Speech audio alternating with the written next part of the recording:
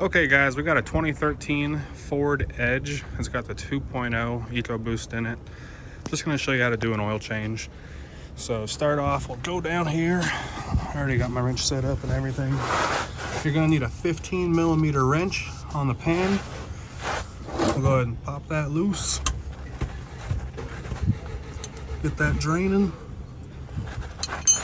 And then right behind the pan, or I guess in front of the pan, is your oil filter. So we'll pop that loose too. This one calls for a 3614. That's the AutoZone brand. All right, so oil's just about finished draining. We'll go ahead and get that filter off.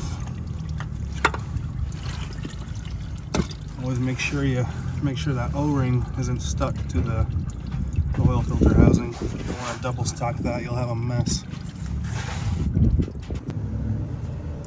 Okay guys, we got our new filter here. Go ahead and lubricate the O-ring just a little bit. Get that snugged back up here.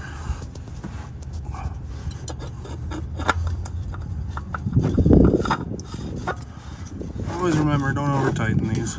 Hand tighten a little quarter turn is just fine.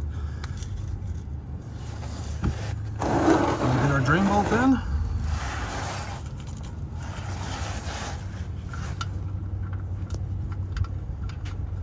And then we'll head up top and fill it up. Okay guys, we got everything tightened up down there, cleaned up. Now we're gonna come up top and we're gonna add 5.71 quarts of your 530, just conventional, your standard. Start it up about 10 seconds or so, turn it off, and then check the oil. That way the new oil filter is filled up and you don't get a false reading. So I hope this helps guys. Please click like, please click subscribe, click on my name underneath this video for all my other how-to videos. And as always guys, enjoy.